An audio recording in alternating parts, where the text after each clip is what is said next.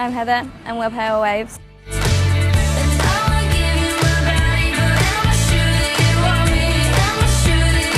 We're currently in Manchester, outside Night and Day Cafe.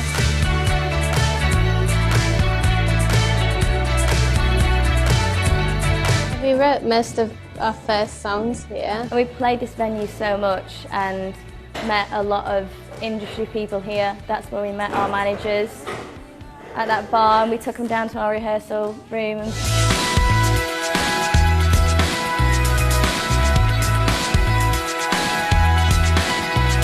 This is the rehearsal room and we practice next door. It's quite dingy. Yeah, it's very dingy. We never saw daylight. Unless we went out to Morrison's and got flapjacks. Everyone's getting so high, losing their minds, and look at you. Well, we are a guitar band, but it's pop music. And we're writing music that we love, so there's no flaws in it, except we might have a tiff about a few things, but it's like in the end, normally when we do have tiffs, something amazing comes out of it. I tried to make a good impression, but I failed again. Well, New Year's Eve, the chorus of that, I was like, that's the one, Kira, that is it. And she was like, I don't know, I'm not convinced, but this is what she always gets like.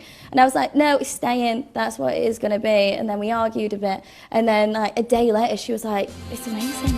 I don't wanna be alone on easy. Do you even wanna be with me? It's really hard when like you're constantly writing, like you're always questioning yourself, like, you know, is it good enough? Have you lost your mind?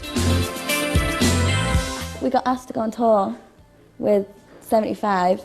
I guess that was our first ever show in New York. Just before we went on, everyone seemed to chant Pale Waves, which was really encouraging. You'll always be my favorite obsession. People think I'm so depressed, and I'm like, I'm not. People think Heather eats children, which is funny. She would if she wasn't vegetarian, maybe.